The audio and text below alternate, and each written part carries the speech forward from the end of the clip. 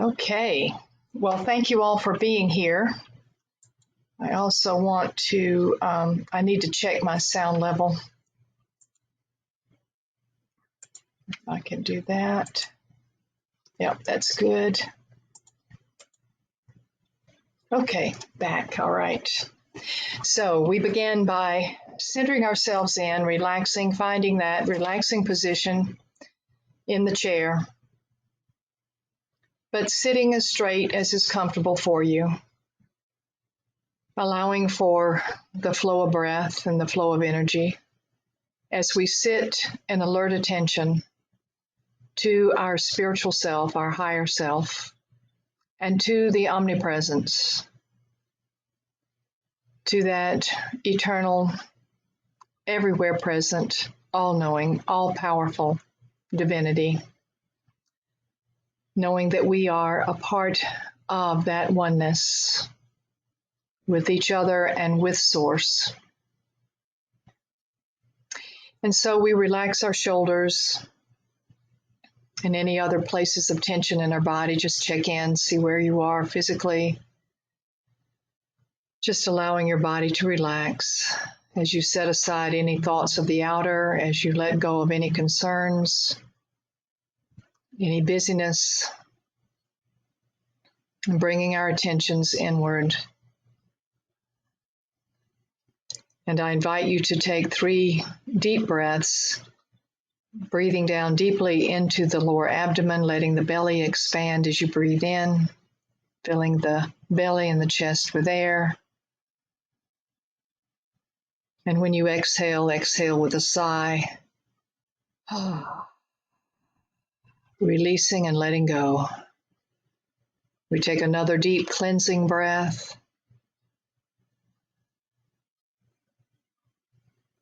Expanding with the breath and then gently exhaling fully with a sigh. And you can let out some sound with that exhale. One more time, we breathe deeply and consciously, taking in that life-giving breath, life-sustaining breath. And exhale fully again.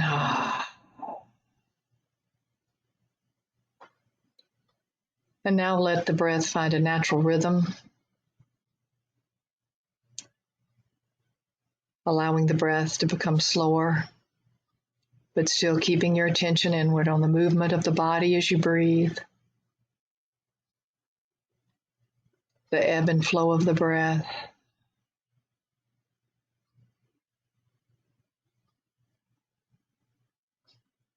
And if you are still having any distractions of thoughts or lack of relaxation, you can hold one wrist with the other.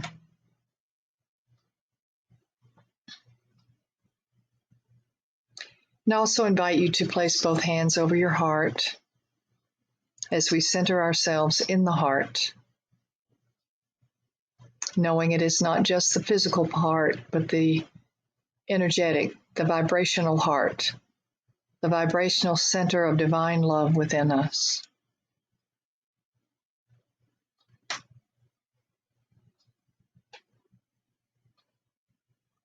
You may feel the warmth from your hands over your heart. You may feel that warmth building, a sign of that vibration of divine love, as we remember that we are always loved completely, without limits, without conditions, by Source, and by those in our lives that accept us fully and unconditionally.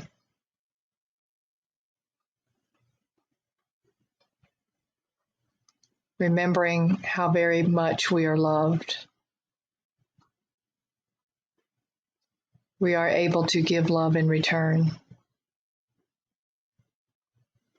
for whatever happens, whether it is love responding to love or fear, love responding to fear, Our purpose is to emanate love, no matter the circumstances.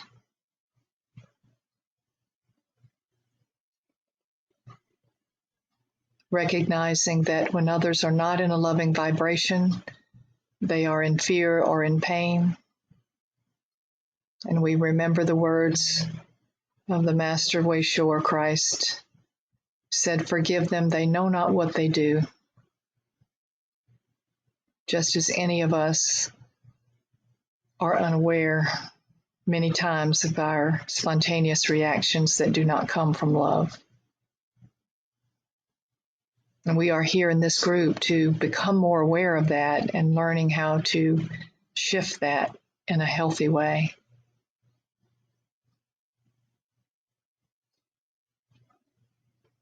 And so I want you to imagine that there's a stream of energy flowing from above into the crown of your head, filling your body temple and overflowing into your energetic field that extends well beyond the body. This white energy from above coming in, and from below, from the heart of the mother, we feel warm energy, warm red energy coming up from the earth, healing energy that helps us to ground and to heal physically and emotionally. And see that warm red energy moving into the body and into the energy field, into the heart,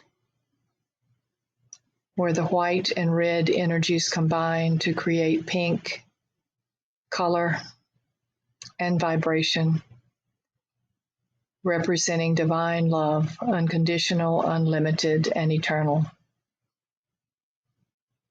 Love that loves for the sake of loving.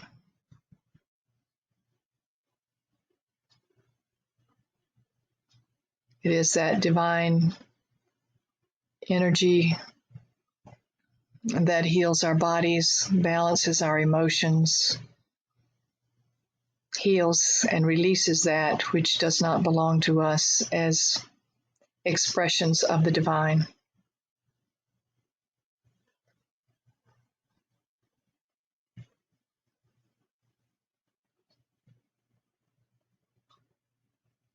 So we give thanks for that power of divine love to heal, to guide,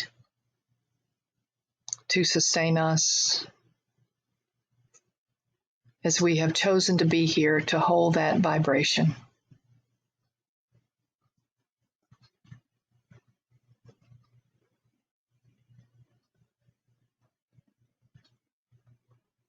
As someone has put it, we are here to show the world what real love looks like, what it feels like.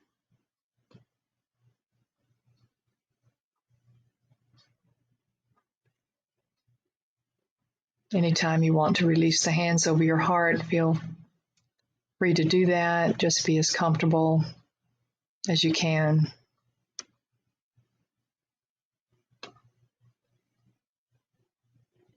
And you may want to silently say a few times for yourself, I am loved and I am loving.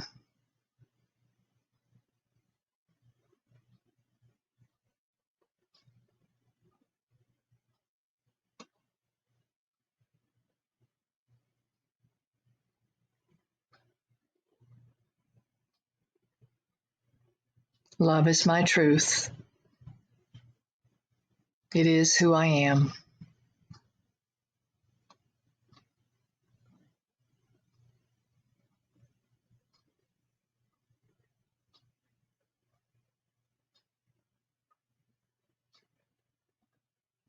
And now just take a deep breath, taking that truth in, owning it.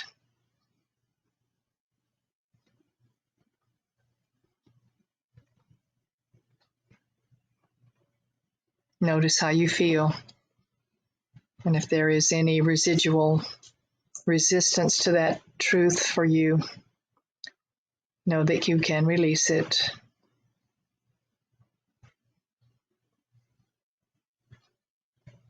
As you fully accept that truth, you are light, you are love, you are infinite.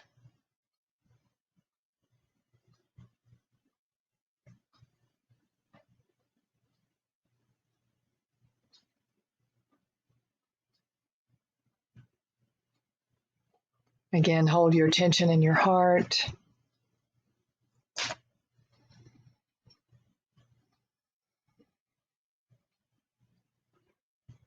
Take another deep breath, being aware again of the weight of the body on the chair, bringing your attention to your eyes, your physical eyes. As you open your eyes to return your attention to the group, we greet one another with Namaste. The divine in me acknowledges the divine in you, greets the divine in you.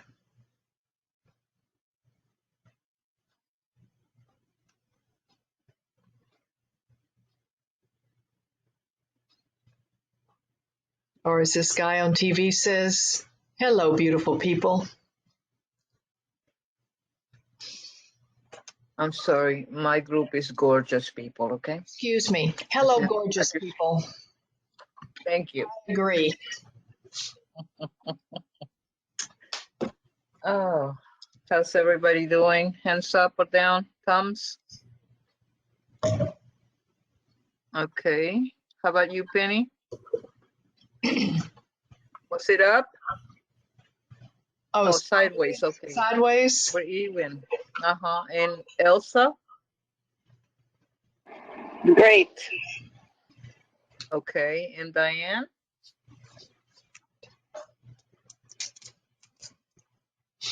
Out to lunch. Okay. So here's the question for today. And right now, in this particular time in your life, what's the most important thing for you that carries the most emotional content?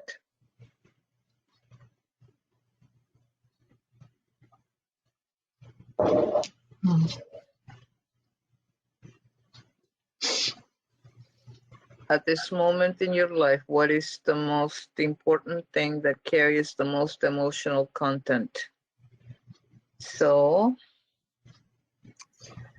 we will begin with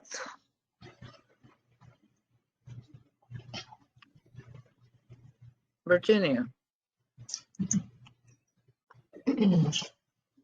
Well, because I'm in transition of retiring, the transition from pulpit ministry is the most predominant emotional content for me right now. Okay. And what are you doing to get out of that emotional pull? Well, I mean, I'm not trying. Well, I do have to get out of it because I have to function, but you know, there's a lot of mixed emotions that come up, and acknowledging it and giving it to the robot when I need to, sitting with it, and of course, prayer and meditation, and also movement. When I do some stretching or walking or moving to help also get the emotions to move. But mostly I just acknowledge this is part of the process, you know, this range of emotions that come up. If they become overwhelming, then I take those steps. Okay, thank you. Donna?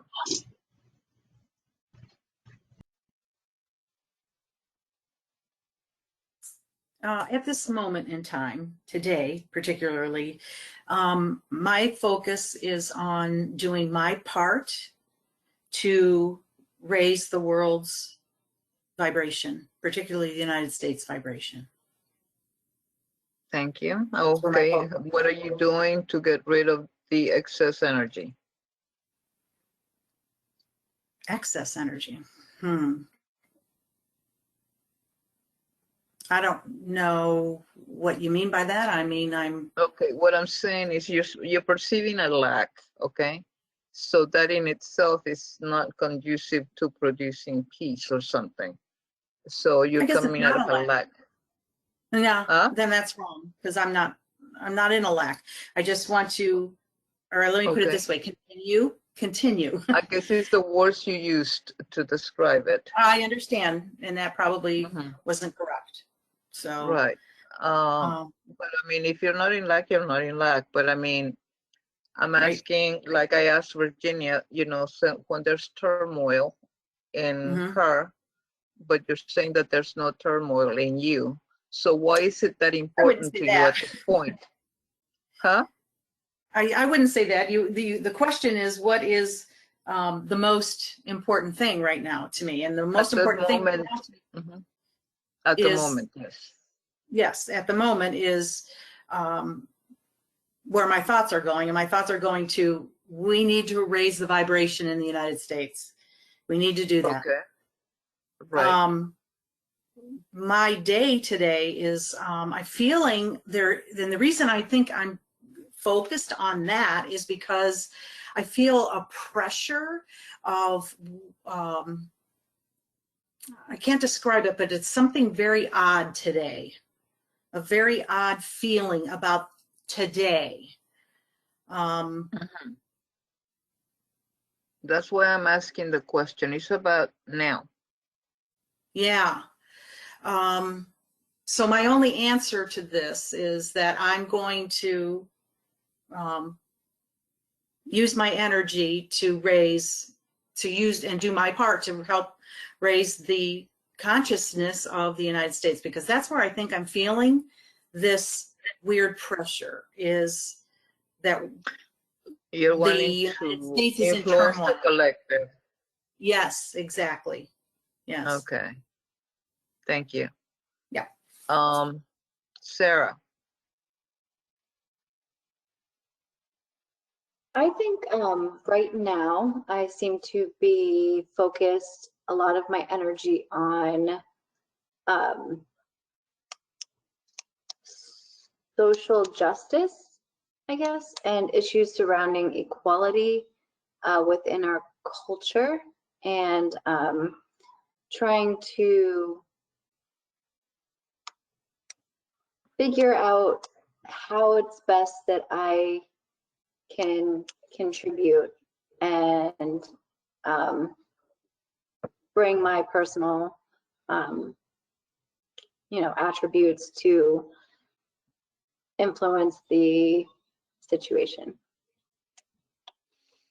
Okay, you remember, like, the only way you can influence somebody is if you're already carrying that vibration. And the only way you can carry that vibration is if you recognize that it's already everywhere in the world. Mm-hmm. And the moment you accept it within you, you then are able to affect the consciousness, the collective. When you accept that their consciousness is also at that moment increased, because you could not have increased it without everybody's permission or the oneness. So is everybody else. Okay. Okay. Thank you. Elsa.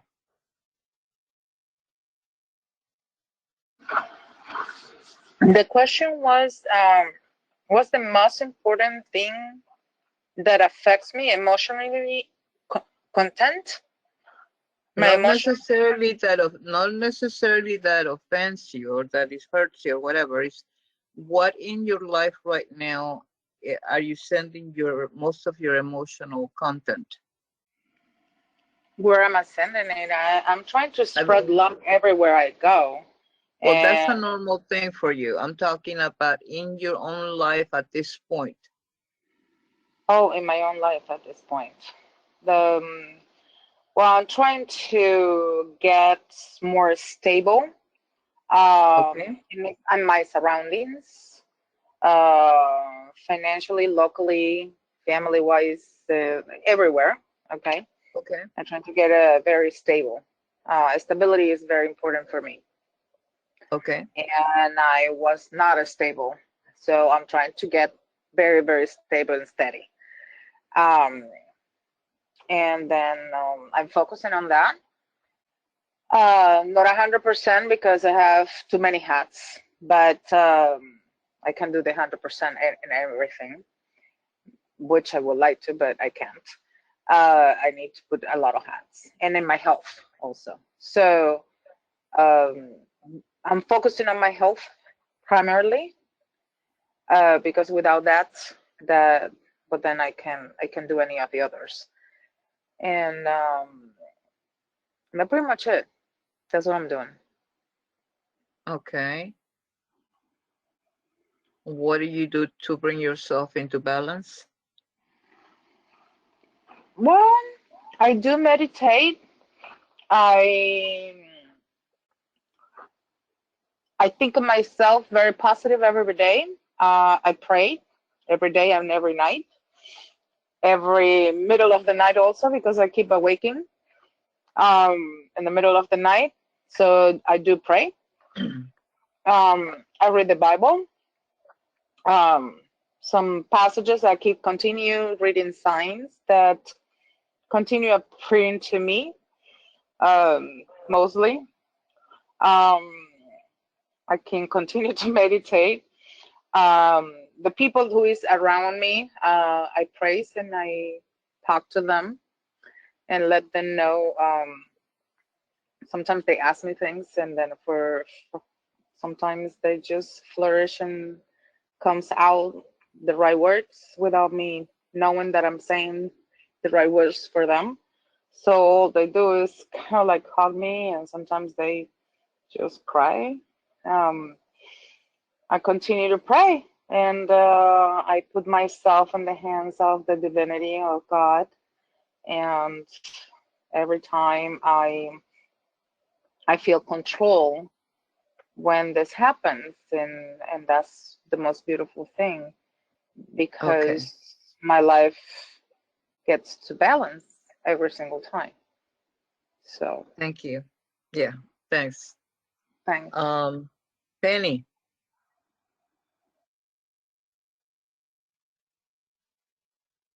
Okay. Without a doubt, all of my emotional energy is being poured into my cat Peaches right now. My son, I thought some issues were going to be resolved a couple of weeks ago when he was going to have the rhinoscopy and CT scan, but because they found issues with his kidneys, they couldn't do it. So now he's got 2 issues instead of 1 issue, and neither one So is. is this Peaches? This is Peaches. So I literally lose sleep. I really, my stomach gets in a knot. I am going to have a consultation with my regular vet on Monday. She's really good. I said a paid consultation. I said I'm at my wit's end as to what to do because he's still having a lot of issues. So, but in terms of what I do, I pray with Peaches a lot. Especially at night, I'll hold him and I'll pray with him for wholeness and wellness, for myself as well as him. And I take walks to kind of get just away and recharge my battery. And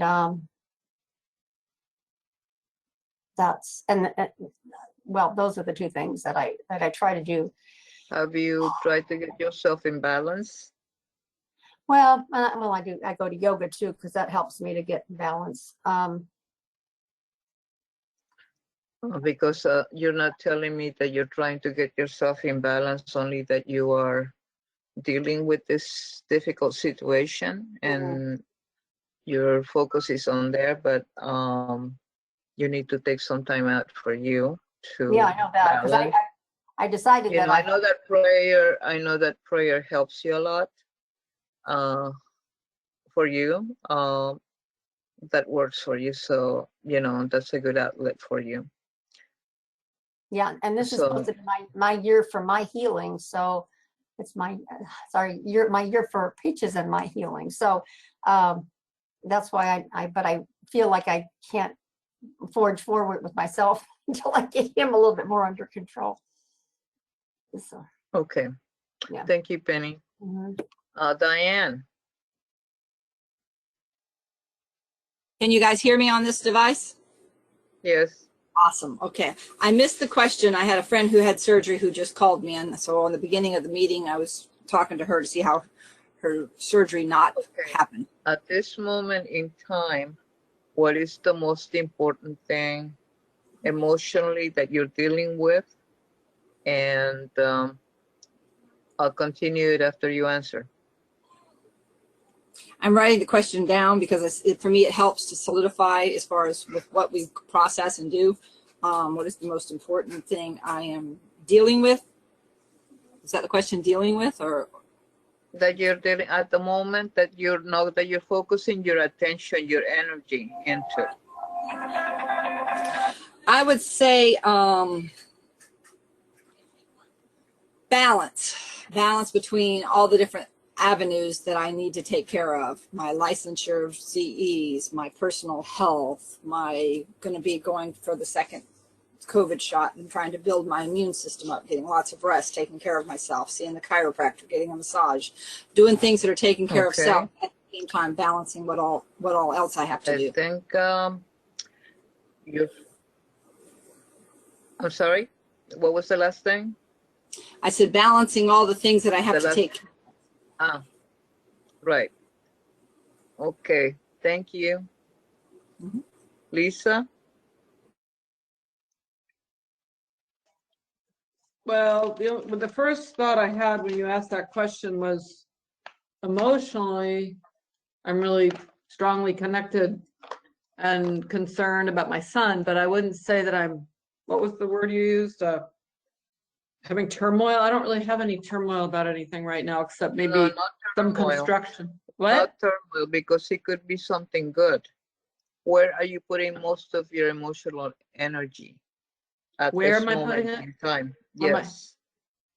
Oh, probably into my new relationship and my son and my new grandchild, which I can't see yet. That's why I got all my vaccines completed so I could travel to Canada. Okay. So When did you get your last vaccine? today, Already? That soon? yeah, I'm all done. Wow, I thought it was a 40-day wait for the next shot. 30 days? 3 weeks? What? 3 weeks. It's a 3-week wait, and then you can do your second shot. Yeah, that's what I did. Okay. Thank And you. I had no wait either time for either shot. These hour waits or 4-hour waits or more, I haven't had to do that. Okay, but you did it, so But, yeah, anyway, what I do is all the things that everybody else said, massaging, yoga, meditation, exercise. If I'm in lately meditation's been really a challenge for me. My mind. So thank you. I forgot about the wrist thing. That really helps you focus, huh? I didn't It know about does. that. I didn't know. I forgot about that. Thank you. Mhm.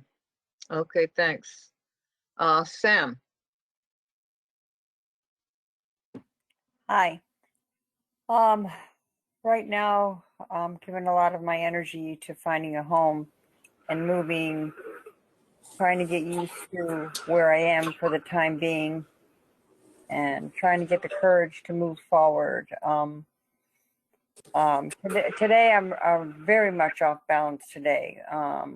I tried to sit in on a Bible study, and I've done some prayer and listening to positive things.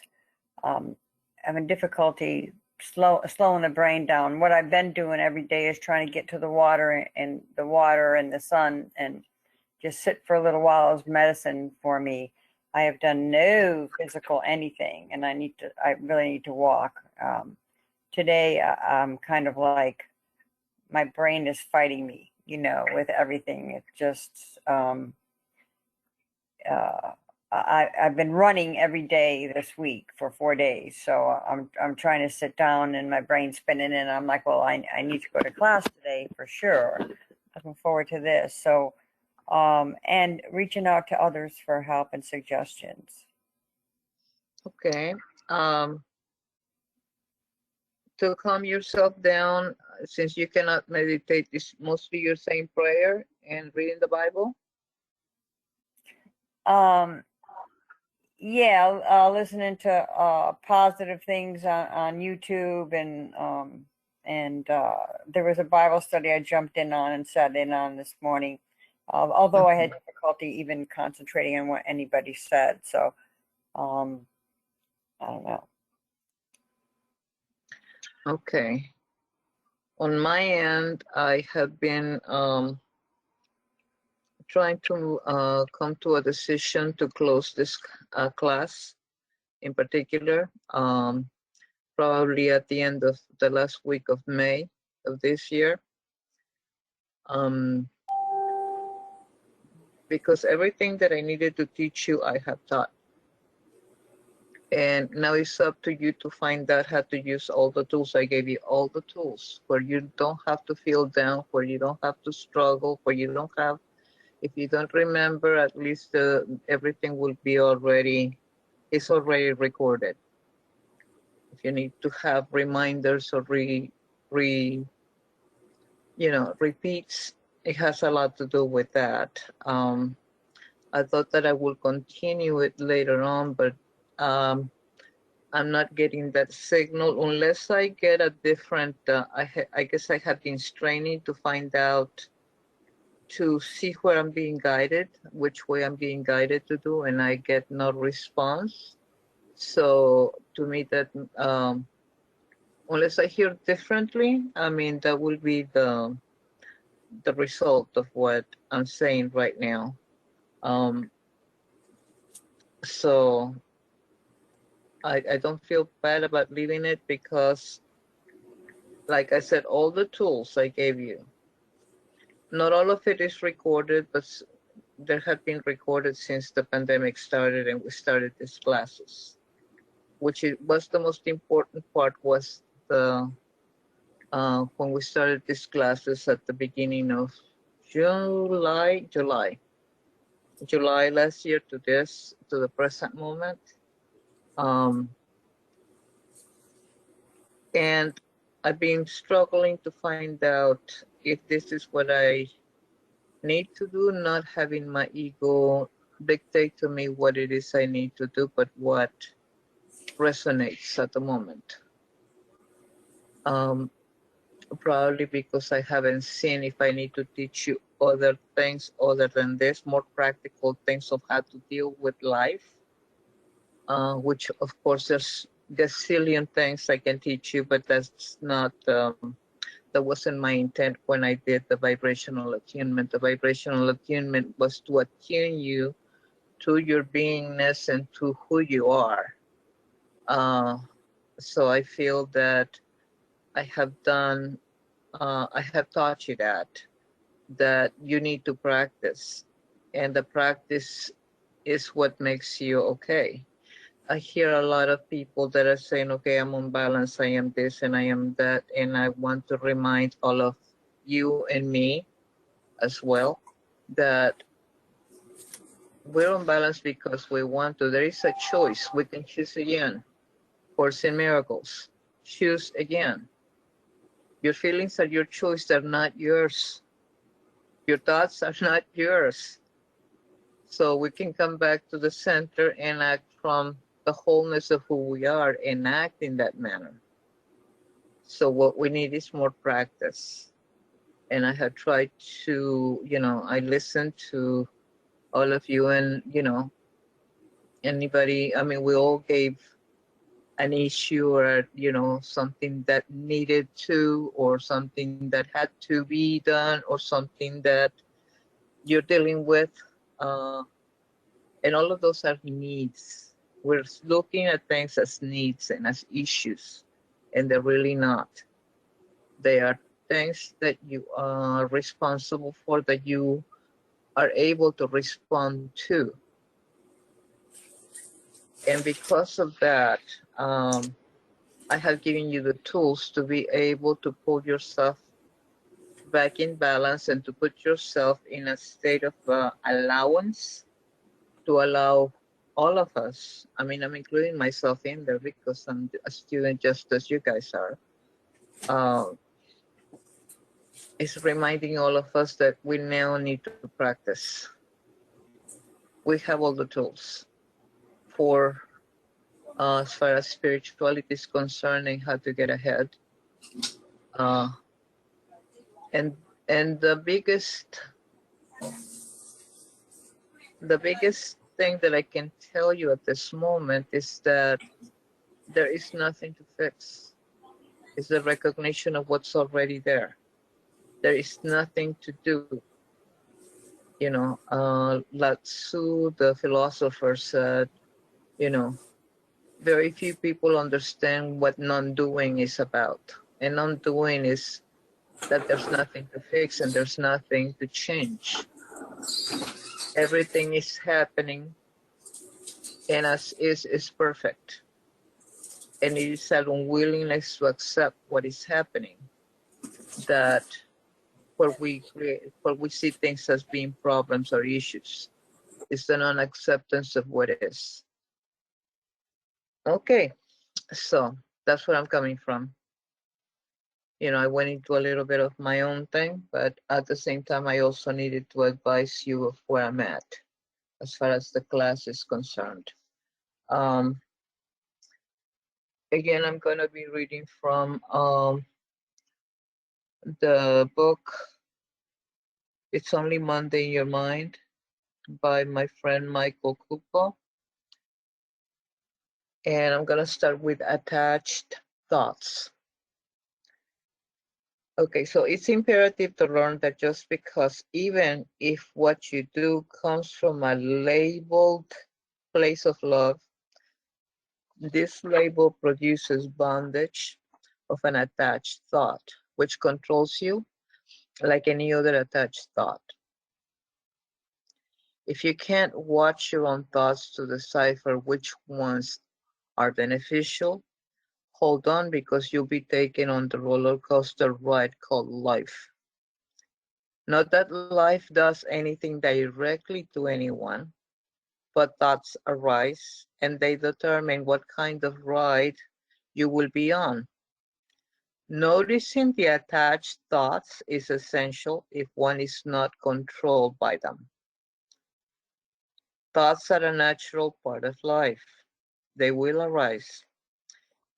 As far as I know, there is no way of controlling what thoughts arise. But I have found that noticing them allows for a split-second hesitation that can be used to decipher whether the thought is beneficial. Remember, attachment to any thought causes suffering, no matter how one labels it. That's any thought, positive, negative, neutral. I often call the conditioned mind, say that the conditioned mind is diabolical, and unless there's some awareness of how controlling your thoughts actually are, they will, and this must happen, control you as if you were a puppet on a string. So subtle is this control that even if you're doing things that are labeled as loving, if these thoughts aren't watched, they will eventually control you. Bondage is bondage regardless of what label is applied to the thought. Therefore, the conditioned mind, what I called the programmed mind, is diabolical, or is divided because of its subtleness in using whatever it can to remain in control, and usually uses fear. That's my own adage to that. This is also why it's imperative to learn how to just be, because even if what you do comes from a labeled place of love, the bondage this produces is that of an attached thought, which controls you like any other attached thought.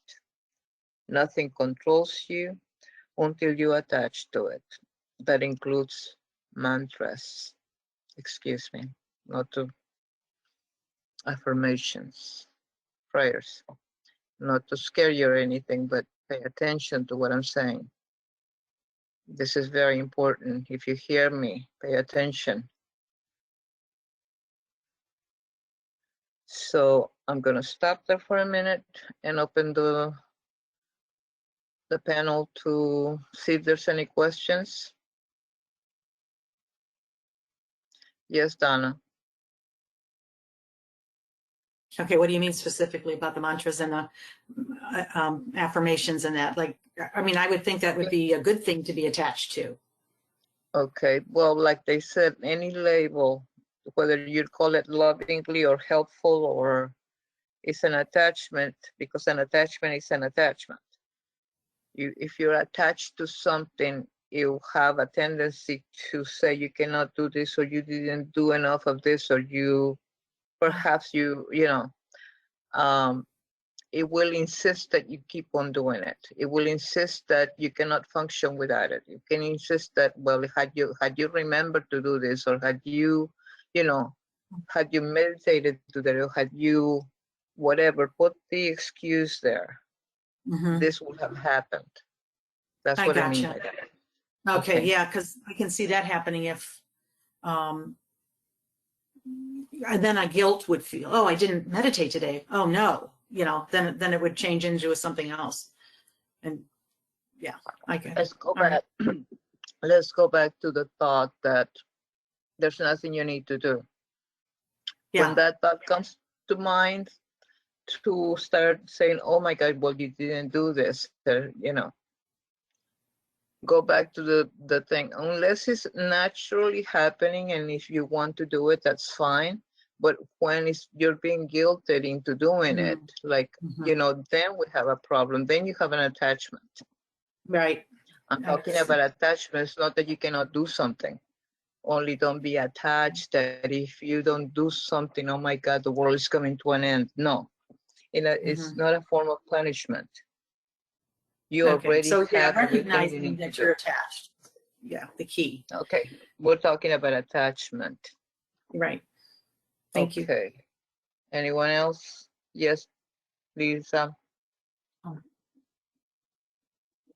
So if no thoughts, or excuse me, if all thoughts cause suffering, then that makes sense for wanting to have no thoughts, which is what meditation does. So No, meditation doesn't do that. it does Please for do not me. confuse people. No, it can quiet the mind. It can Okay. quiet the mind, but it does not produce no thought. You may use a stillness meditation and maybe get to that place, and you're a pretty advanced meditator. Okay, but a lot of people are not. So for where you're at, maybe that is true. But what I'm trying to say, just because you didn't meditate or just because you didn't do something, doesn't take you out of who you are already. The thing to go back to is, I'm already complete and whole as I am. Yes, yeah. And Yeah. that is a lie to say that, okay, I didn't meditate, I didn't pray, I did not, genuflect around something, or I did not. All these are ideas of the ego, okay? The need to. Yes, Penny. I guess I'm having a little trouble understanding how, well, yeah, any attachment causes suffering, and it's true. Any thought you have then is, if no thoughts is the goal, then any thought. No, it's not thought. No labels. The word here, the correct word here is not that you cannot have thoughts. Anytime you label something as good or bad, or your attachment to that, not that you cannot think. Because even no thought, people will go in, instead of doing anything, they'd rather lose themselves in space to say, a lack of thought or whatever. That's not also what we're looking for him. That's another form of escapism. So I'm not looking for you to not have any thoughts, or to have thoughts, or to do a specific thing. Only what comes naturally by you doing certain things. Now, there's a little misinformation out there that when you don't have any thoughts, you're at your deepest, and it's not true. Because you have to take all three of you with you: the physical, the mental, the spiritual, the emotional. So that's four, never mind. Four. When you are in completeness here, because you came here to do all of those things. For you to meditate with the four elements means that you are able to be in balance without having to escape into any one of those. Okay. Sam. Yeah, I just realized what happened today. You know, I had to do one of the things that is hard for me is washing my hair, because every time I wash my hair, I lose more hair, and it's very stressful. But anyway, that was my part of my morning. But I woke up and being so off after having you know a pretty decent week, I'm mad at myself for having it. It's very, I just like, I'm mad because I'm having an off day, and I don't allow myself to be off or feel different or whatever, and I'm mad, and it's like, well, I'm not going to do anything. I'm only going to do this and this to feel better, and that's it. And it's just like, where does that come from? It's like a self-sabotage. It's an attachment, and even the anger is an attachment. Yeah. Both on both ends. You're being bombarded on both ends. All right. Because when you're looking for a solution, you have 2 points of attack, the positive and the negative, and then you smack right in the middle and you get bombarded. Okay. So be nice to yourself. Thank you. Makes sense. Thank you.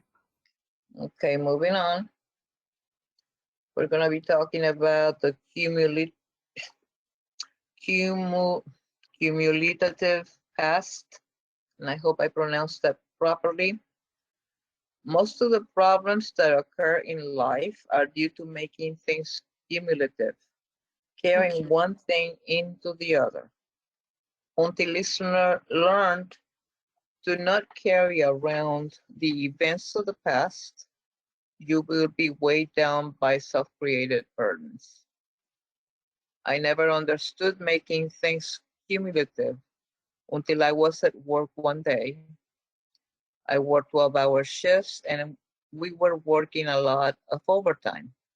This particular week, I was on my 5th day in a row. I was talking to one of my shipmates and he asked me if I was tired. This being my 5th day of work.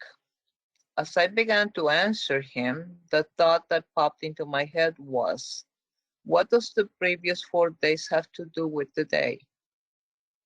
As I reflected about this, I saw how much of the burdens that we are carrying around are strictly formed from not understanding how to make the events of life cumulative. It's a skill that eludes most and makes life more burdensome than necessary. Imagine a life without the cumulative effect. It can become a reality with practice. Events will be like water running off a duck's back. Things will never accumulate and become an issue. These accumulations are the very things that make life feel as if it's a burden. If it were learned to truly live in the moment and not carry the burdens of the past into the now, cumulative burdens would never materialize, and there will be freedom to deal with what arises. So, the key to any happy, joyous, and free life isn't that it is free of difficulties. It will be if it were not for the conditioning, but it is understanding although life is one continuous journey, one moment past has nothing to do with one present moment. Learn to not carry around the cumulative events of the past so you aren't weighed down by self-created burdens. A cumulative past makes for a burdensome present. And to add to that, I can give you my own example that happened recently. People were dropping like flies. And I had a moment where a friend died, and then a family member died, and another friend died, and another family died, and a friend died, and another, and it went on and on like that for about until we got to the 8th person. And I said, enough already. That's just too many people. You know, I can't deal with this, but I kept on, again, the cumulative effect of having to add one to the next, to the next, to the next. We as a society, okay, so we work 5 days. And then we go, oh, I'm working a 6th day. And it's almost like, because it's a 6th day, you must be tired. You must have all of these conditions because it's already the 6th day. And we all react like this is perfectly normal. And it isn't. It is an idea. It is a thought. And we are so conditioned to believe that if we did this and this and this and this, that's enough. I had enough. I can't do one more thing.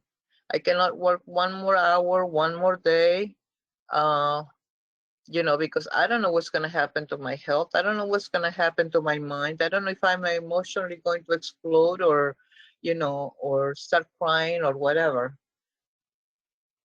And we come to believe this lies. And I'm going to call them lies because that's what it is. So I'm going to open the floor again before I jump to the next subject. So, any questions, comments? No? Okay, Penny. Well, that doesn't mean though that if someone like someone who is actually working and has to work extra days and they become tired, physically tired, I mean, because our body can sometimes only take so much, but you're saying if they let their mind believe that they're tired because they work more hours than they normally do, or what would normally people would say, wow, that's a lot. Well, like when nurses work all these shifts, especially during COVID, a lot of the health professionals worked a lot of extra hours. And we would say, wow, how can you do that? That's a lot of extra hours. But it seems to me then, so what we're really saying though, we're not negating the fact that somebody can get totally exhausted from working that many hours. You're just saying we're letting the label of, or the thought or the cumulative effect of even just what the collective thinks of is Right. a lot of hours to work it. And then that affects What is so-called, yeah, what is so-called acceptable or unacceptable? Another one of my life examples. I used to work 10 to 14 hours a day, and I did that for 9 months in a row. At the end, because they kept on telling me, you're working too hard, you know, you're tired, you don't even know it. And I wasn't tired and I wasn't anything like that, but I kept on hearing, you're gonna get sick, you're gonna do this, you're gonna do that. I ended up getting sick after so many, and was that their fault? No, it was me that I believed what was being said. But I wasn't in a sense, you know, that I couldn't get up and go to work or that I would come back, or it wasn't a tiredness, but in other people's minds, I would, you know, this will make me sick. This will, you know, I don't know how she does it. I don't know how this and that and the other. And I said, I'm fine. And I used to say, I'm fine. And it's like, no, really, you should really get another job. You really should do this and that and the other. And it kept on and on and on and on, by friends and good meaning relatives. And I'm just saying, I listened to that enough times that after 9 months that, you know, one day I just could not. I ended up in the hospital from work. Or we're told, So, we're told that we're supposed to have a certain number of hours of sleep per night, especially in certain. right, but that's an idea also. Yeah, it's an idea. It may be somewhat scientific, but Not really, because you talk to the llamas and they tell you the most that you should be sleeping or they sleep is 3 hours a night. You know, sleeping now. most people, you know, that's how come most people wake up at 3 o'clock in the morning, because that's a natural, okay, we're done, you know, but we're going, no, we need 8 hours, go back to sleep. Yeah. And that's okay, you know, for the people that like to sleep, that's perfect.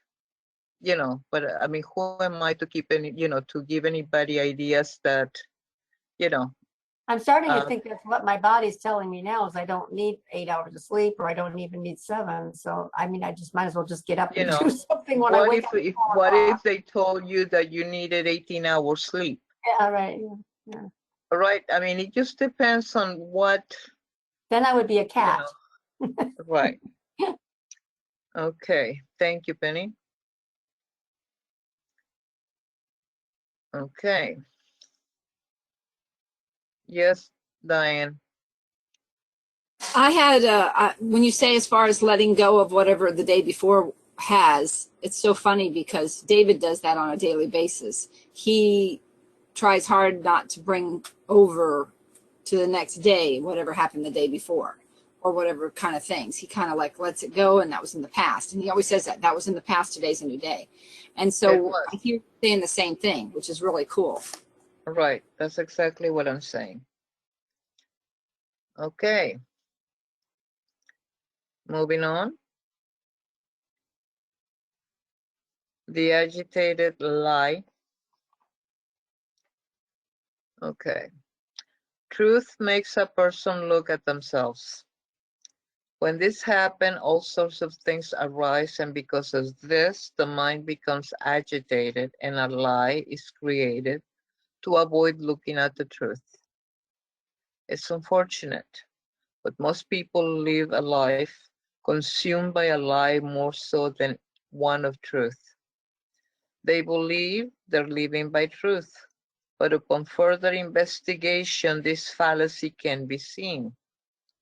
On the outside, the lie seems so much better, and this is what keeps a person locked into it.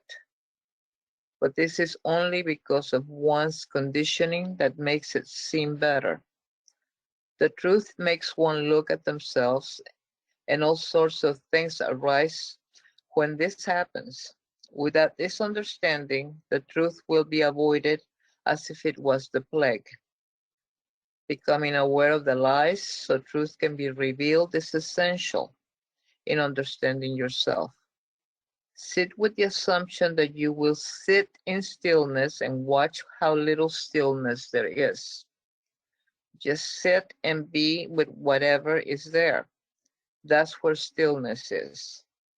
When the mind isn't looking for anything but what's there, it's still.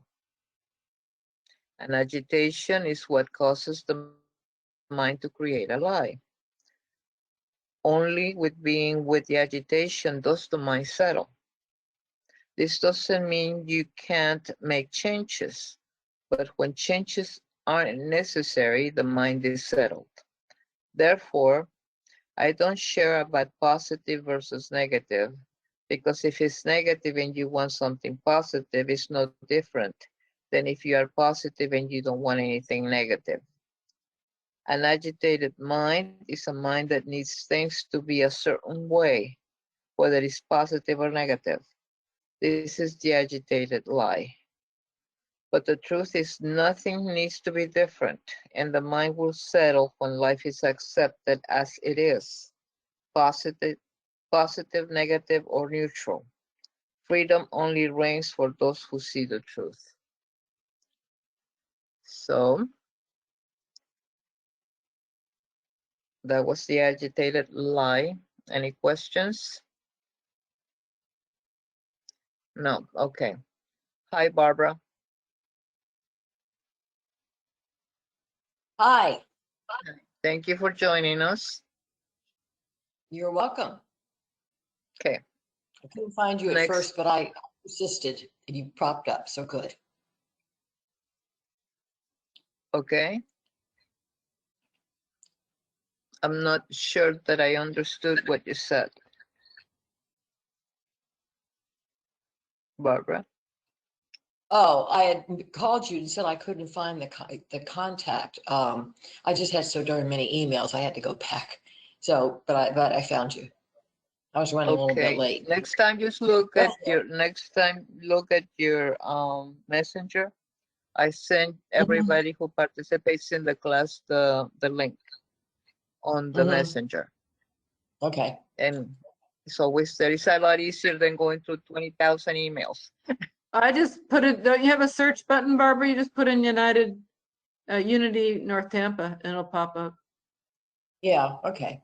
I usually don't have a I problem. I have today. a question, Angie. Yeah. Running The around. last question, I did have a question. The last things you said, can I ask a question? Yeah. Okay. Waiting for it. Yep. Well, you said that learn not to carry the cumulative past events. Do you have any No, good this one had advice? nothing to, no, this had nothing to do with cumulative. This was about a lie. Right, but that was before the lies. We talked about that. That's the top of the page before the lies. So the question has to do with the previous, with the cumulative effect, Yes. or with what I just talked about. No, it's not about what you just talked about. It's just learning. You said learn to not carry the cumulative past events. Okay, And what about it? so my question is, well, I know some answers, but I would just like to know what your question, what your suggestion would be for people to release those past events. To not be able Give them to. to the robot. Okay. Good. I That's mean, a good one. that's it. Yep. Next thing is about mind rip. Okay. Next topic is mind ripples.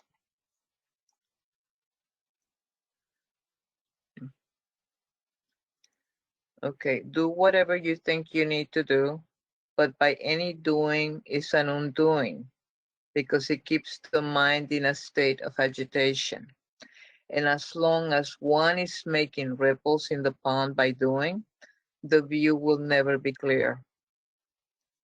In other words, the busier you are, the busy, the zooming in and out and doing and doing and doing, are the people that do the least. Because it's called an undoing. It may be better if you did less in your life, if what you are doing is making ripples in the pond. It's only when the ripples settle that the water is clear. So we're talking about clarity here. Are you clear? If you're not, then, slow down. So it is with the mind when there are ripples. It becomes agitated and it's difficult to see what's really happening. These ripples can be identified as what you think you need to make you complete.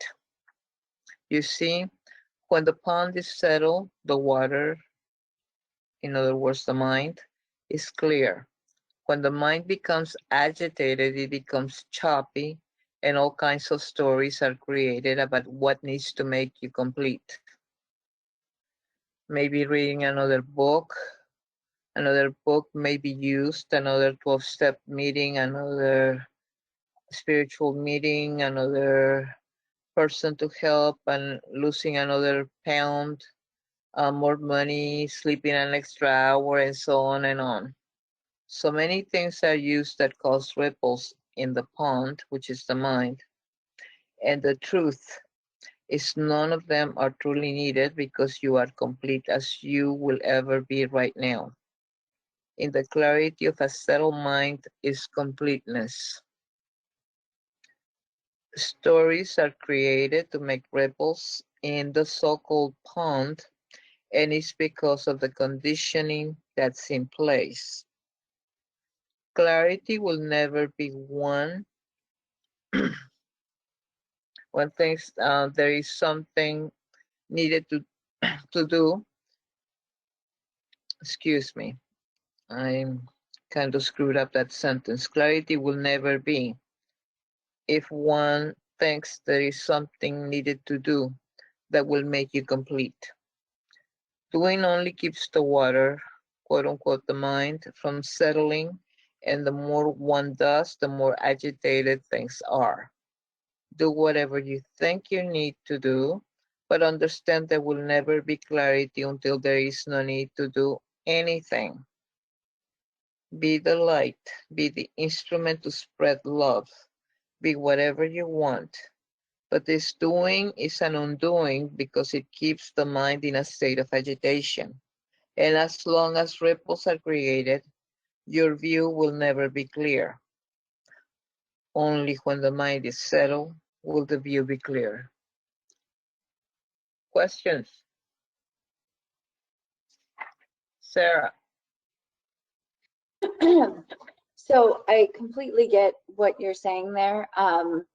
But my question goes to, what if in the being, if you're truly being, and you feel compelled to do from that sense of being, is that different? Okay, have you heard the phrase that is being preached about here lately about only do what you like, work at what you like to do, train on what you like to be, to be successful, you need to do only what you like, because when you're doing what you like, it doesn't feel like work. It feels like an Right. undoing. That's not a doing thing. That is just you in expression. Okay. So So there is an expression that goes beyond, the attachment of doing. yeah, the thing of doing has a pressure that you have to get something done. Okay. Okay. The other one is just no pressure. You're just doing, you're just flowing with the whatever the flow is going at that time, and you do not have to worry about being pressured or when you have to finish this, or you're not under pressure. Okay. Thank you. Diane?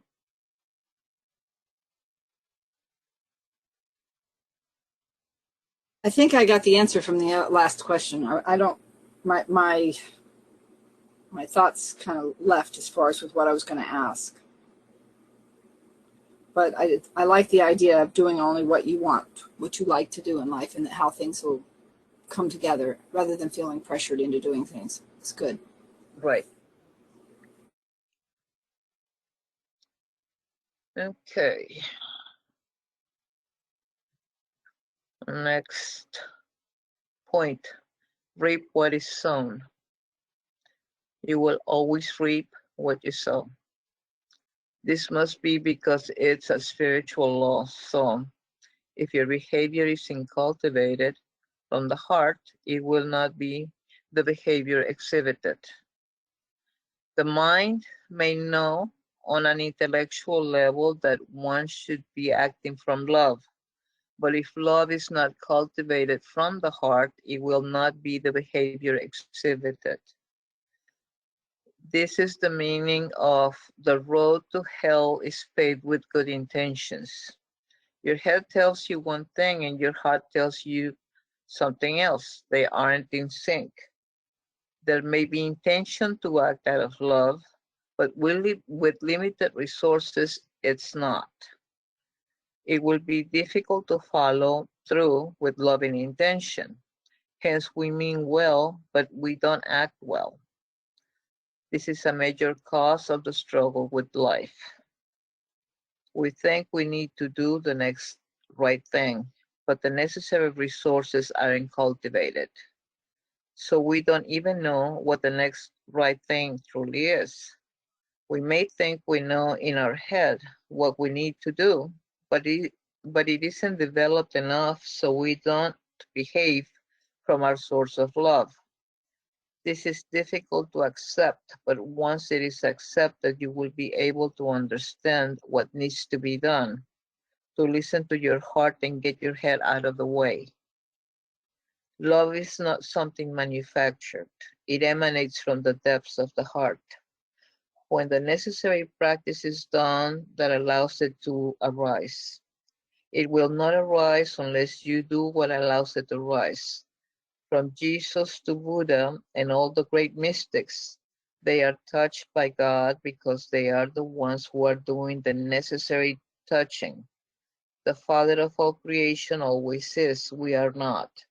So it is up to each one of us to go to the Father in love so we can be touched by that love in return, and maybe, just maybe, we will be able to act out of love, like Jesus, Buddha, and all the other great mystics.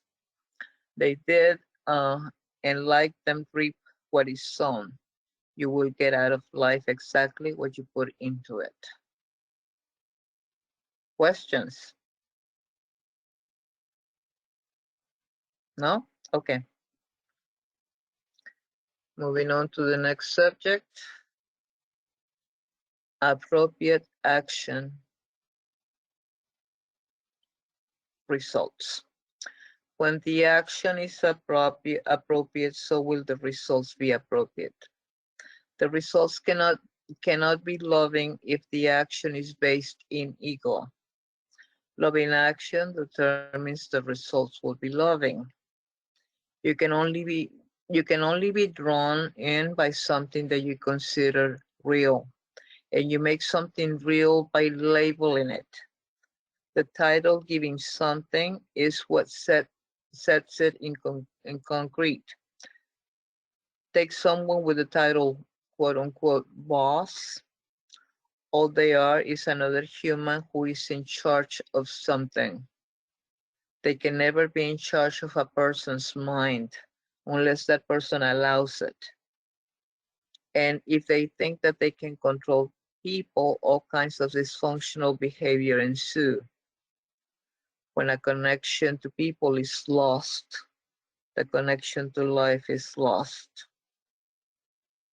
I'm going to repeat that. When a connection to people is lost, the connection to life is lost.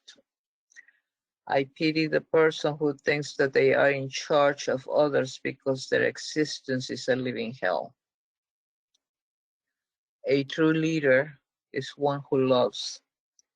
You can have all the knowledge the world offers, but without people, you know nothing. People make the world what it is, and it will be that way when we are long gone. It is truly a shame what we are experiencing in life at this time. The dissension individuals can cause to disrupt the lives of so many is astonishing, to say the least. To see disdain and hatred aroused in people is saddening. It is the true essence of unconsciousness. There are many lessons in all of this, although it's never pleasing to learn in this manner. But at times it is the only way that anything can be taken from a situation to make it useful. Only love changes. Well, not really, because even chaotic behavior changes things, but only love changes things for the betterment of all those involved. When something is of love, this is an appropriate action which results in an appropriate reality. When the connection to people is lost, the connection is lost. So, anyone?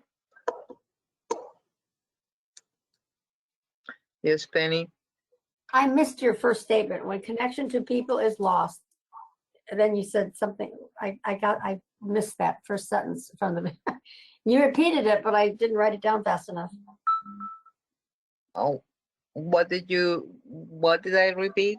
Well, that was the first, you started out when connection to people is lost, and then you repeated that, and then there's something at the end of that. When the connection to people is lost, the connection to life is lost. Oh, okay, thank you. That's what I lost. Thank you. Okay. It makes me realize that when you try to control kids, it doesn't happen. So in other words, the more you try to control them, the more unruly they're gonna get. Yep. Okay. Next topic is love-based.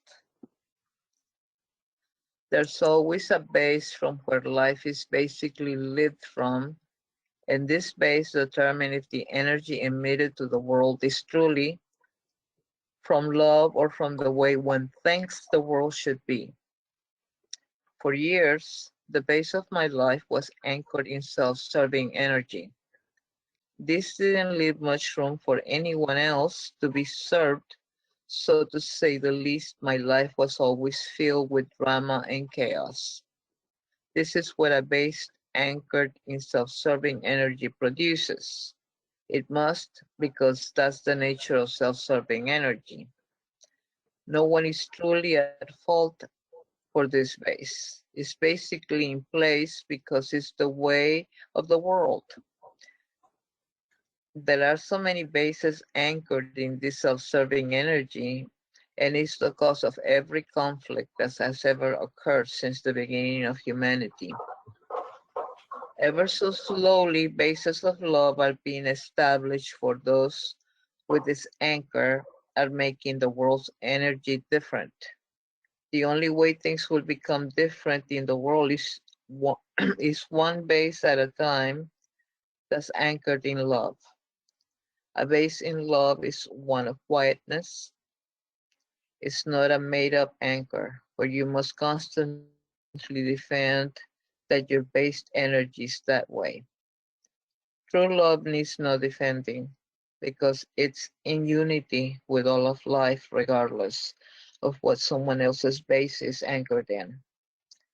If for some reason you're in conflict with someone, your base is not of love. It can't be because that's not how love rolls. It never, ever has conflict between its energy. Its energy does not allow it. Love simply loves and is independent on being loved.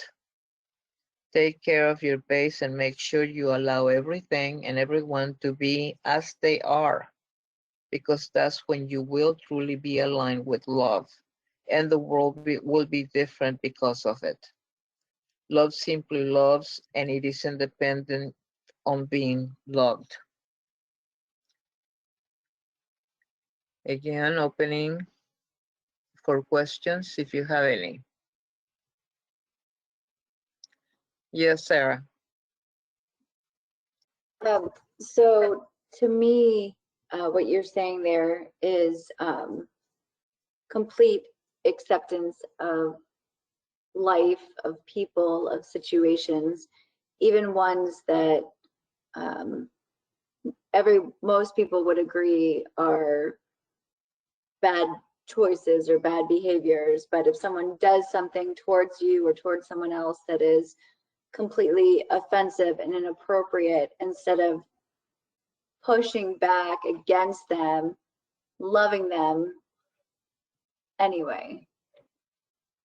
Right. In spite, It's accepting things as they are, people as they are, and circumstances and events as they are, without you saying, well, my brother needs to change, my husband, my son needs to change. When they behave in this manner or the other, or um, otherwise, anyway, I'm gonna put my 2 cents in, see if I can get through them. That's not acceptance. That's not loving. That's you trying to manipulate to get your own way. And I'm not talking to you personally. I'm talking general. well, And what? Go there ahead. was a situation yesterday, for example, where someone I know physically, like, didn't hurt, but physically handled their child in a very inappropriate way and was very rough with them in front of a large group of people. And I got really incensed, like how wrong that was, and really like angry. But to take this all the way to what you're saying is that instead of showing this person that chose to do this inappropriate behavior towards their son, if I could just love them and see that they're coming from hurt and pain instead of not accepting the situation as it is, because I got pretty pissed off because it was so inappropriate. You're trying to control them by trying to make them behave the way you think they should behave. Right, but where's the line? And Is there no line? There's Like, no line. You're putting the line. You're saying, okay, here's the limit, and this is what I accept from you, and this is what is totally unacceptable for you to do in my script. Therefore, you're gonna, you're gonna lash out. Yeah. Well, Yeah, wait, and but this is self-righteousness. That's what it's called, self-righteous. And I'm not saying that this is morally good or morally bad or this or that, because the moment I do that, I fall into duality. Right. Accept them what they are, because if you don't, they're gonna get worse. Because the more Yeah. that you come against something, the more that the other behavior happens. Yeah. It has And only that's gotten what, worse. that's the problem with that. You don't want to say anything, because the moment that you say something, it's going to get worse.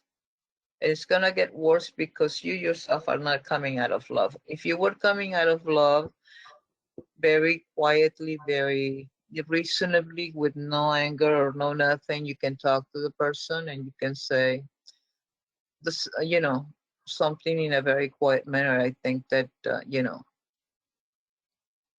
I know how much you love your son, your daughter, or this or that, and I know that you always want what is best for them, and not come out as you should not be doing, and Mhm. I mean, I don't know what was said or what's unsaid, but I'm just giving examples.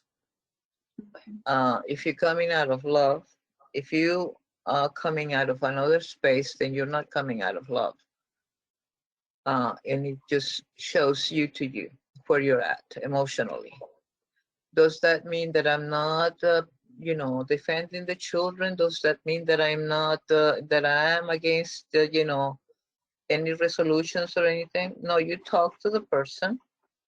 If you see the same behavior happening again, you talk to their superior, so you, to have this result, because you had given them an opportunity to fix the problem.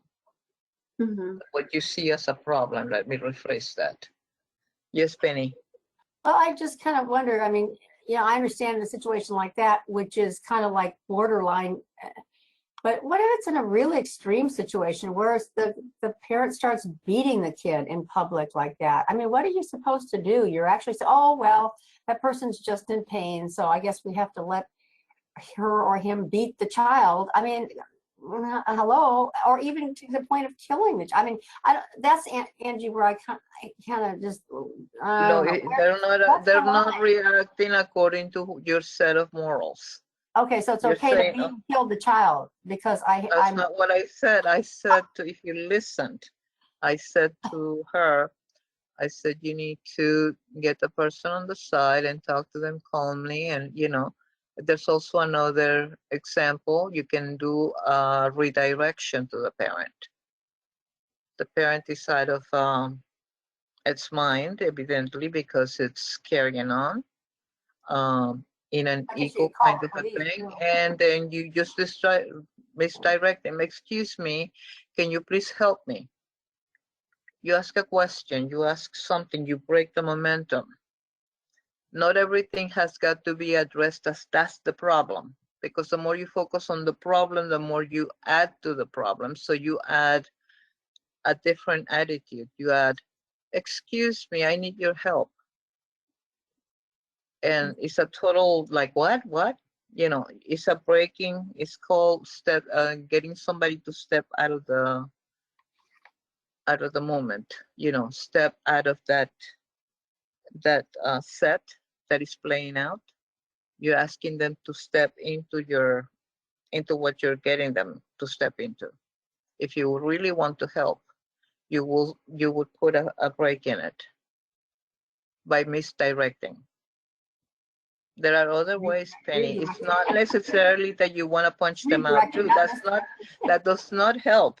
If you want to punch them out, and if you're gonna give them your 2 cents worth. No, I know, but I mean that's how you feel, the irate. I used to be like that. Get me irate. Hit a kid. I'll come at you and show you how big I am and put my arms out, and but it doesn't help. That aggravates the situation, because now you make them feel guilty, and now they're going to react towards the child again, because it was because of the child that they were made to feel guilty. Okay. So it's a double whammy. I was It's a reacting double to whammy. Sarah's question. I had actually a question of my own. That was just reacting off of Sarah's question, which I understand. I could see where she would be concerned. Okay, so we say we need to love ourselves as much as we love others. Okay, that we've talked about that quite a bit here in this class. So, but we say we have to accept people as they are. So what if we, okay, so my thought, I had this situation happen this morning.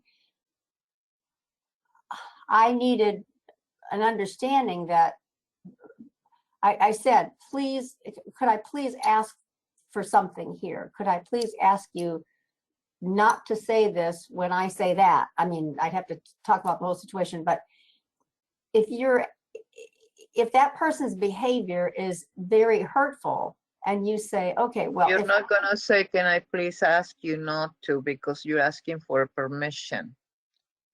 You know, I would appreciate it. I would appreciate it if you, just come and reaffirm first that you like them, or that they are, that you respect their position, that you respect for their whoever they are. Come at them with a peace offering first. I really like, and I was thinking, I want to feel more at ease with you. Do you mind, or can what was it that you were saying that don't do this? Perfect example. I mean, Byron can be very judgmental about how I deal with the cats, and I really pretty much do all the cat business in the house, and I do the research, and I do the vetting, and I do the ordering, and blah, blah, blah, and I do the worrying. But he'll come up with some idea and make it sound like I'm, like you said, well, obviously what you're doing so far isn't working, and so of course it's very hurtful. So I said to him, I said, could I ask you? That's what I said. Could I ask you to do something for me, not be so critical or judgmental when it comes to the cats? And of course, he kind of shut me down. But I'm just saying that's another thing here. For me to just accept him the way that he is, though, then I'm not exactly loving myself, because I'm not. I don't know. Maybe you think you're not loving yourself to begin with, because that you got affected from the moment he started saying a criticism of you, and you took it as personal. Yeah, well, and you took it like if he meant it, and if you took it as whatever, and the thing is, you're making assumptions. Yeah, I needed instead to of realizing that he's talking to you on the way that he can only talk to you. He's projecting. Yeah, I should have given it to the robot right away. I mean, if you see that he's only projecting how he feels about him, it's a projection. Yeah. Okay. Instead of taking it personally. Don't make assumptions and don't take things personally. Remember that from the 4 agreements. Okay? Okay. All right. Thank you.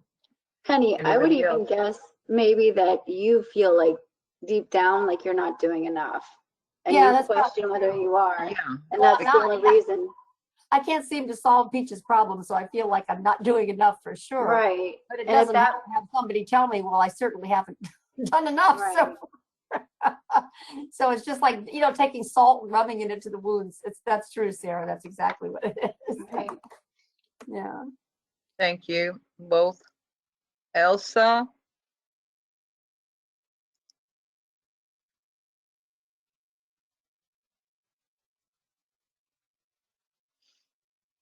I guess Elsa left the room. Okay. We're gonna jump out to the next one, present moment view. That's the name of the... I couldn't get my... Hello? Yeah, hi. I couldn't get my...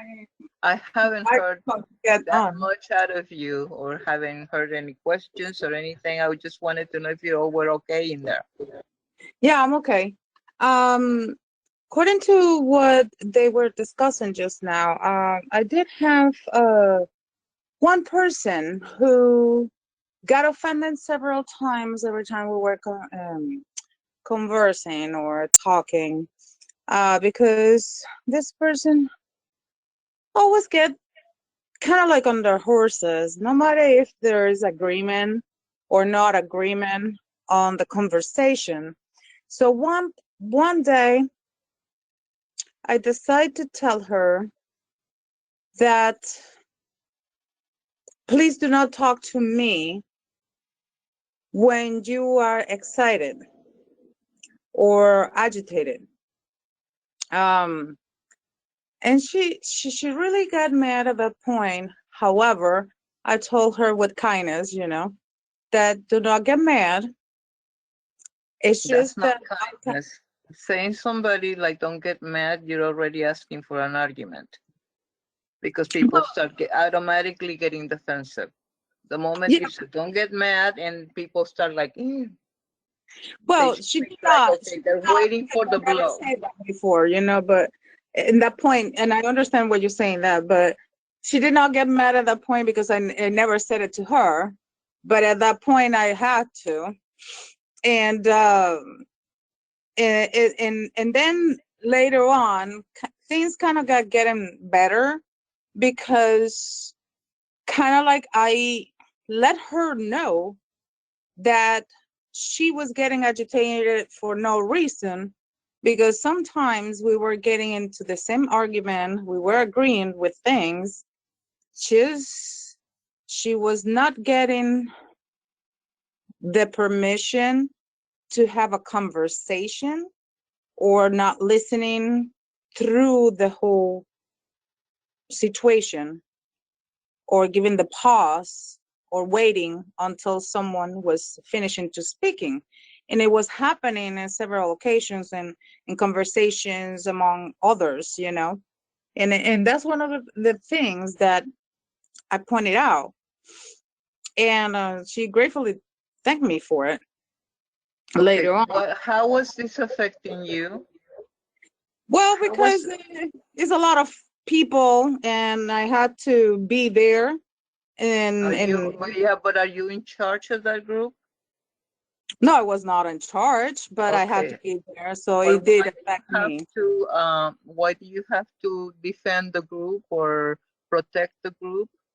I was not protecting, I was not defending, but what were you doing? I do like that person that was being attacked, and because she was being attacked actually. And that's an assumption, or is that for real? No, it was for real. And it's been happening for years. So Okay, now I'm not questioning that. Go ahead. And that kind of worked for her. She really worked it out that way, and it worked. So it's just that for me, it was just to give her some clarity in that situation, that she needs to let people speak their mind first, let them talk, and just kind of use the observer part of it and get herself out of the situation and be able to respond as third person and not take it personal. So that was very important, and why was it important? It was important for her to be able to do it. Why do you think that was important for her? Well, because it's not affecting her feelings anymore, so, which is good. Was it affecting her feelings previously? Oh, definitely, yes, for years. Because she wouldn't allow people to talk all the way through? It was affecting her feelings? No, because she was being attacked through the conversations, Was she being attacked? Yeah, she was being attacked, criticized and attacked, and then be talked about and things like that. So it kind of worked out when what I said to her. So it worked out for her. So hopefully the habit is being break now.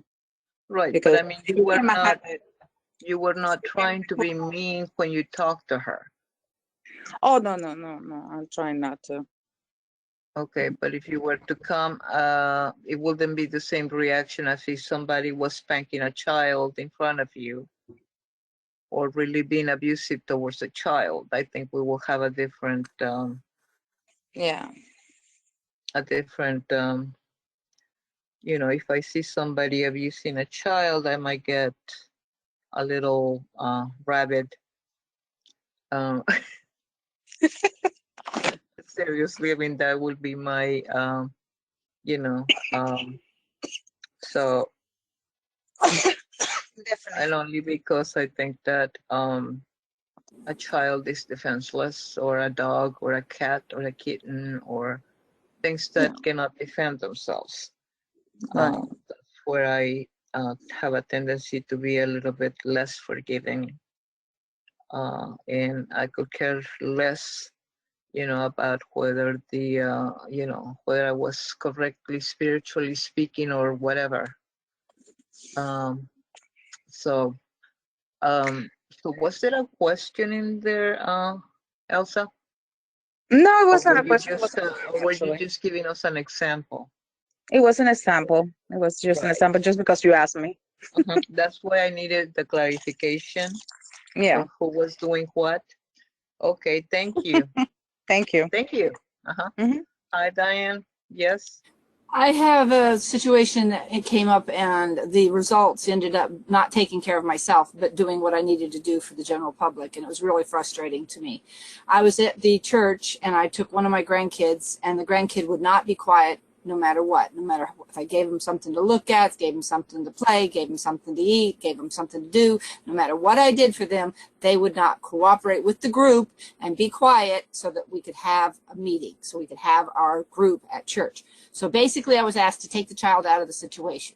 So therefore, I took the child out of the situation, took the child home, and now I did not get to get what I came there to get. So it was very, very, very frustrating.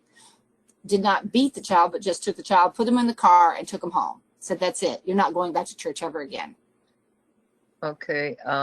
When the church was operating before the COVID thing, right now we don't have a children's ministry.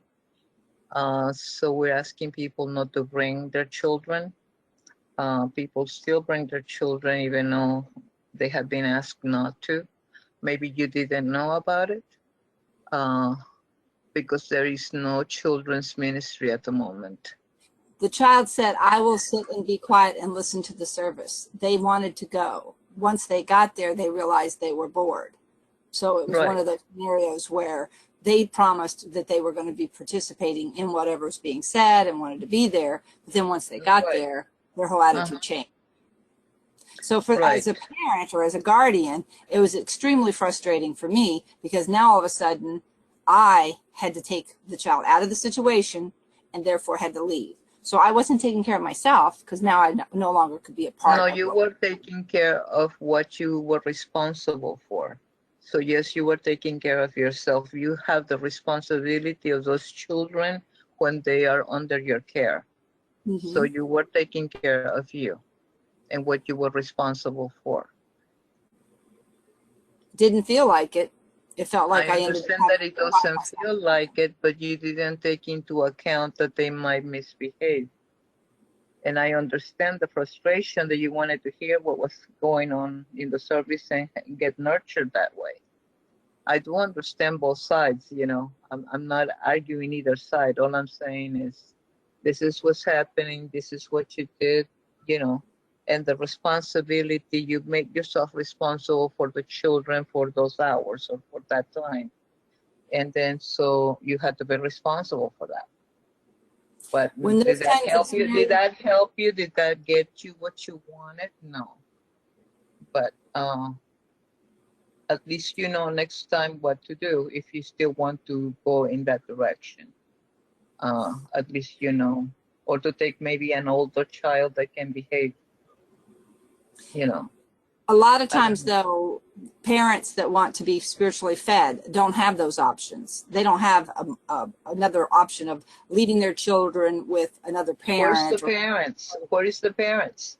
what if they are the parent? If they are the parent, then they can't come and participate in different things. Or if you're in the store, I've been in the store many a times and seen other kids and or my own kids that have decided that they want that toy. They want that toy. They want that toy. And you tell them, no, you're not getting the toy. And then when they get to the register, they're screaming and crying and carrying on. And you look at them, Okay. and you look at the parent, and the parent's like, they're not getting the toy. I don't have the You're 20 on your bucks. way out. You're on your way out. You do not pay attention to what they're doing.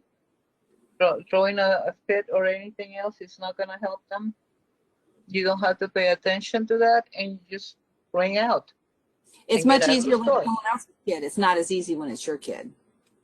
I used to babysit all the time, and I'm not talking about when I was a kid, as an adult.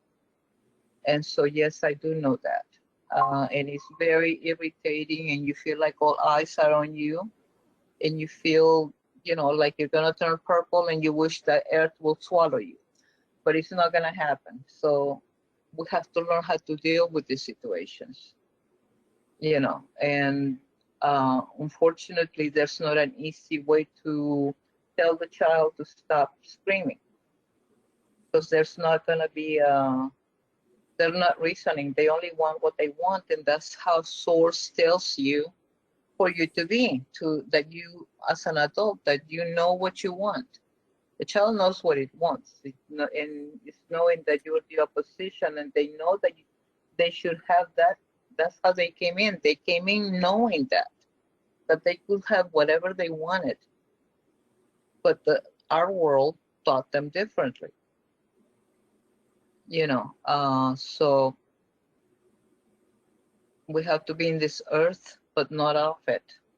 The only way we can help ourselves not to be in such a state where everybody's looking at us when we're trying to correct a child or trying to get a child to behave, you know.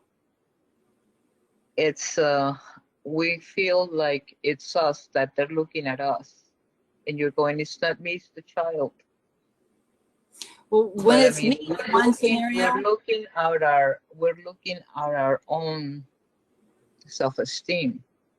Yes, Donna, were you gonna say something in reference Yes, to this? I in hope? reference Okay. to this, yes, and it's just letting Diane know that we tape the services so that if she wants to get spiritually fed, she can go online and watch them without, I do.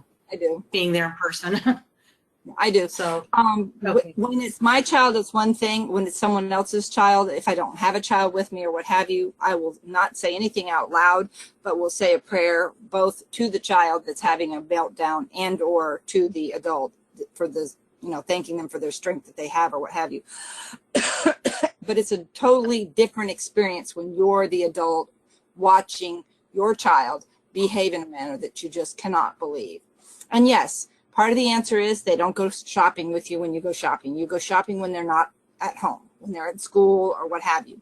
But that's not always the case. When they're home during homeschooling, during all that time, you know, it's like divide and conquer. Mom stayed home with the kids, I went shopping. I stay home with the kids, mom goes shopping. But when you're in the store trying to find them shoes for school or find them supplies they need, and then all of a sudden they want that goat cart that costs $29.99 that you don't have, it's a totally different story. So when you do come across people that are having a hard time or trying to get their kids to behave or walking out in the street and not paying attention, not staying close to you or the cart, and the parent gets upset, they're upset because they don't want to see the kid get run over by a car. They don't want to see the kid have an issue. So they're talking to their children to get their attention. Sometimes you can talk in a normal voice, and sometimes you really got to yell at them, especially when they're like almost going to get run over by a car or something. So, you know, people that can keep their cool all the time, hallelujah. That ain't the norm. Sometimes when they get to the point that they're going to get hurt, like running out of the store instead of staying with you as you walk out of the store, it's a totally different scenario. Been there, done it many times over. And so I try my best to teach the kids, this is how you have to behave when you go in public. Just like this is how you have to behave when you go to a public place. This is how you have to behave when you go to school. This is how But we not all expect. children, specifically the little ones. Anybody under 6, is the little ones, are able to follow your instructions. That's just not. There will be times when even older children will not follow your instructions because they're children. They still know what they want, and you are in their way of getting whatever it is they want to get or do whatever it is they want to do. And unfortunately, that doesn't help. Yes, Penny. just to jump in, Diane, I can see your frustration, but I think also under, social norms, I think there's a time and place where, like in a store, if the parents have to get a little bit angry with the kids, and it's different because you're in a store.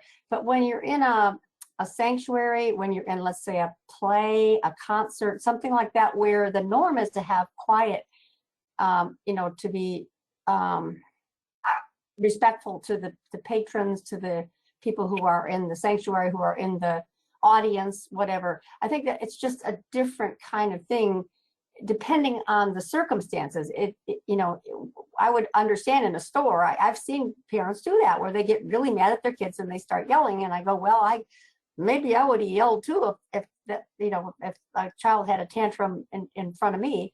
So that I could deal with, but it's in a store. So there, it's a little bit different than being in a sanctuary or like, again, in an audience where quiet is the norm, quiet and respect of other people's ability to hear what's going on, and to, like, especially in the sanctuary where you're worshiping, and silence is very important. And especially now when we're recording the services, it's very important that there not be a lot of background noise, because then the people at home who are watching it afterwards can't hear the service. So again, it depends on the situation, the location has a lot to do with, how people can tolerate, let's say, different kinds of behavior. And that's just me jumping in to say, I'm an usher, so I kind of can relate to the situation also on the other side, Mm-hmm.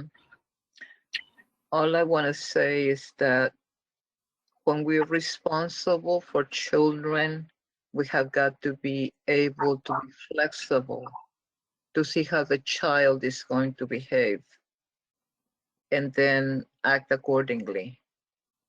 I'm sorry that you were not able to see it in person, but now you can see it in a video.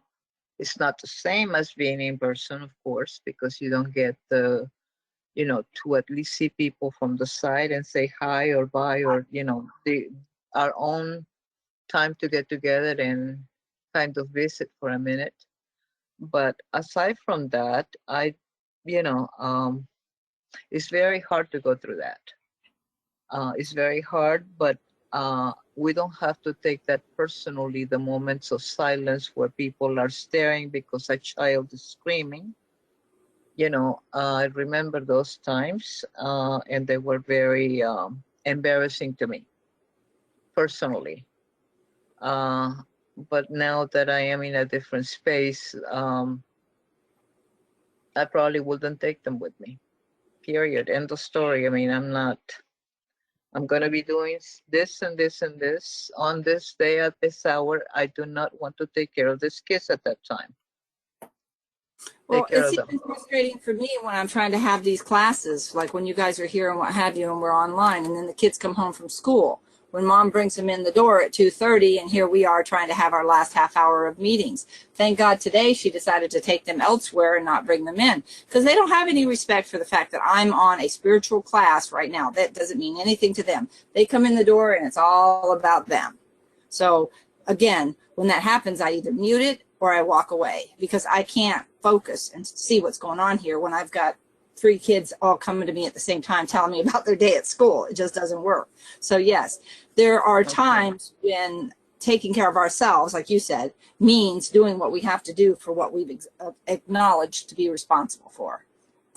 Okay. There has got to be a better way for you to be able to be at the services without the children, but it has to be planned, not see what's going to happen that day. Advise the parents long enough, a week ahead if you need, 2-3 days before, that they need to take care of their children, because you need these hours and these hours are yours. That's what was nice when we used to meet at the church, because I'd actually disconnect, leave the phone in the car, and come inside, and the world just left me alone. It was just me and my sense of neutrality at the church, at Unity. I got you. Okay, we're gonna move on now because it's time for meditation and we're running out of time. Uh, please take a deep breath.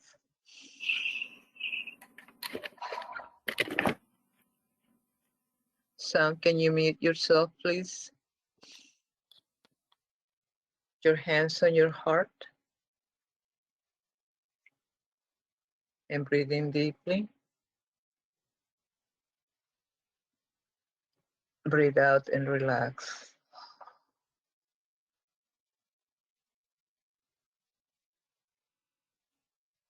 Allow your chair to support the weight of your body comfortably.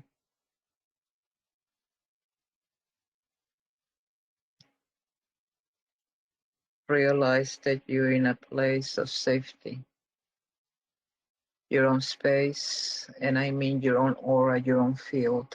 When I say your place, your own space is your field of energy.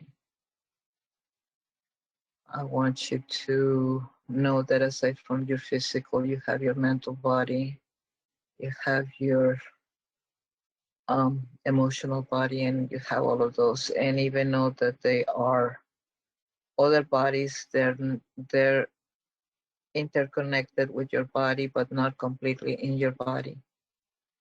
Aside from that, you have your electromagnetic field called your aura.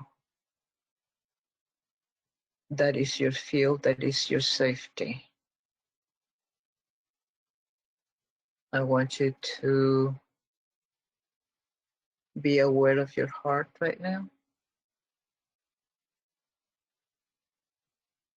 With your hands on your heart, know that every time you touch your heart in that manner, you start activating the energetic magnetic field of the heart, the toroidal field. This field is your power source. Connecting to your power source, allowing you to relax and to be centered. Centering love, centering peace, in wholeness, in integrity, in harmony. Allowing the beauty of love to flow into your field, to flow into your safety net, to flow into the arms of God. You're a child of this universe, thoroughly wanted and cherished and adored.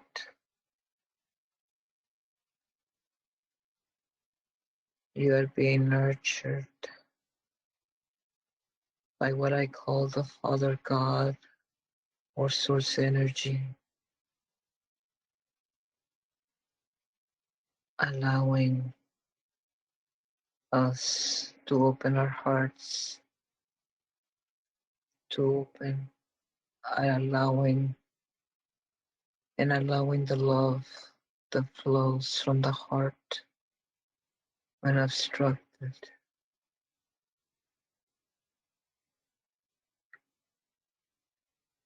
Allowing the harmony of what love is to express through this body, through the physical body. You are love in expression. You are love in action. You are the essence of love.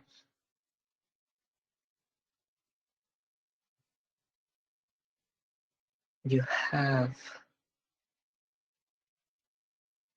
the power to flow the energy of love, of who you are in expression.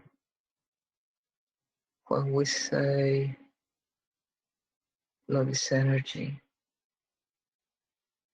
it's when we flow that love that unconditional love to flow from the depths of her soul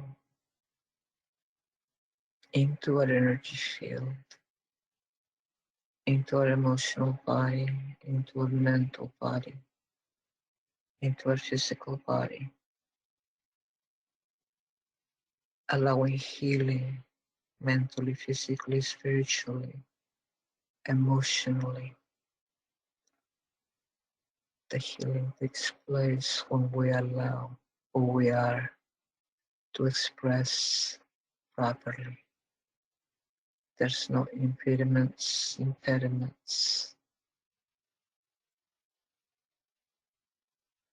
We not only flow the love, are the love, but we direct the energies into who we wanted to be affected by them. And we affect that energy right now as we release it to our families, all of our families, immediate family first, then to the rest of the family, to our friends, to each other, allowing the expression of that love to flow into our friendship, not only to this group, but to our friends, our personal friends, and going past our personal friends to our country, to all other continents, and then expanding not only to include the people, but all the animals, all living things, all plants, all vegetation, all trees, the bodies of water, knowing that our love is healing, it's a healing energy, a restoring energy. We can allow healing to the environment, to the earth itself, to the soil and the grounds, seeing our earth repleted with all the minerals it needs, with all the water, with all the earth essentials being recuperated. They can't go anywhere else. They are here on earth. So we need to envision these elements all being fed back into nature, whether it is our airs, our soil, our trees,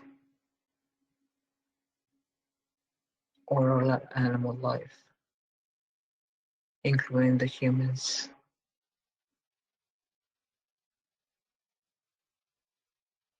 We are extensions of love energy as a body. Our true essence is love itself, but our bodies convey and are able to expand that energy into all the different realms, into all different elements, into all sources of life on earth. Nothing is missing, nothing is broken. We just need to visualize everything coming back together in wholeness, in integrity. Nothing is lost, nothing can be lost, everything is self-contained. We need to remember that. We need to send things back where they belong.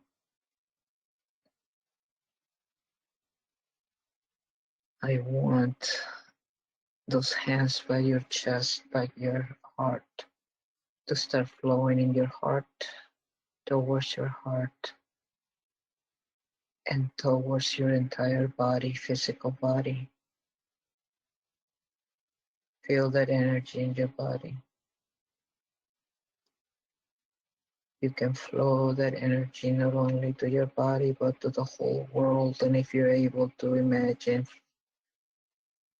feeling the world, you can imagine flowing your body into that. You are worthy. You are enough. Not only are you enough, you're wanted, you're cherished, you're loved, you're needed.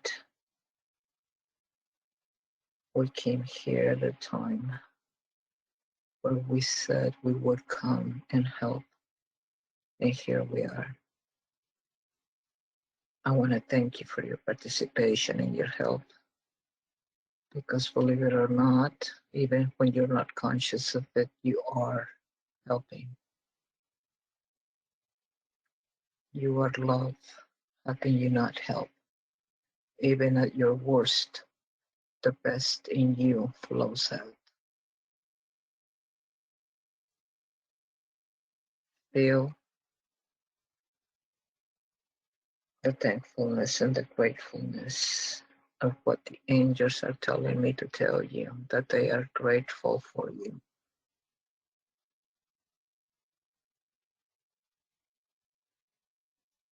I'm being told right here, right now, that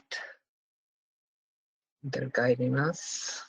Aside from other guides, they are illuminating us, that they're not the only ones, but they are part of our makeup. They want you to know that you're being listened to, and that when you need help, to ask for that help. Ask for that help. You will be helped if you ask. And don't hesitate to ask for anything that you might think is too trivial. Nothing is trivial when it comes to wholeness, because it's part of wholeness to have everything.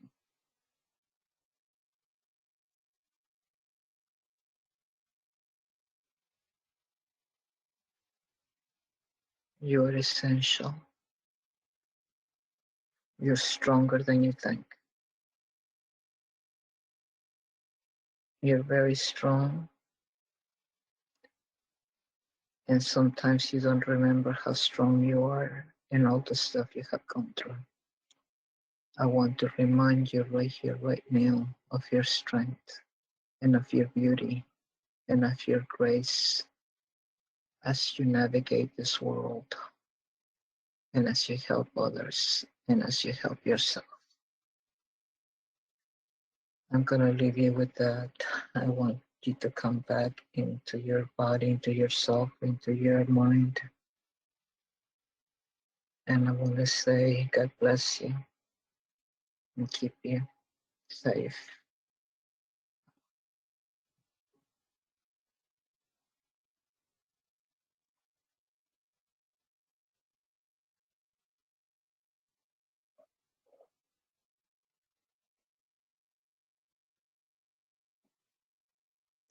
Amen.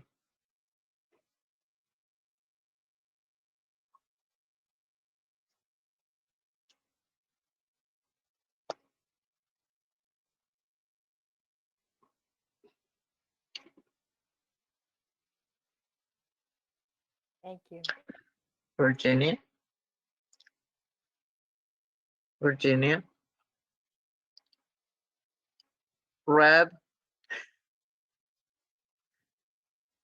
Virginia? Okay. Do you have, Donna, the power to the computer? Can we go on mute now? I mean, not on mute, on, can we stop the recording? No? I'm back. I can stop it. Are you ready to stop? Yes,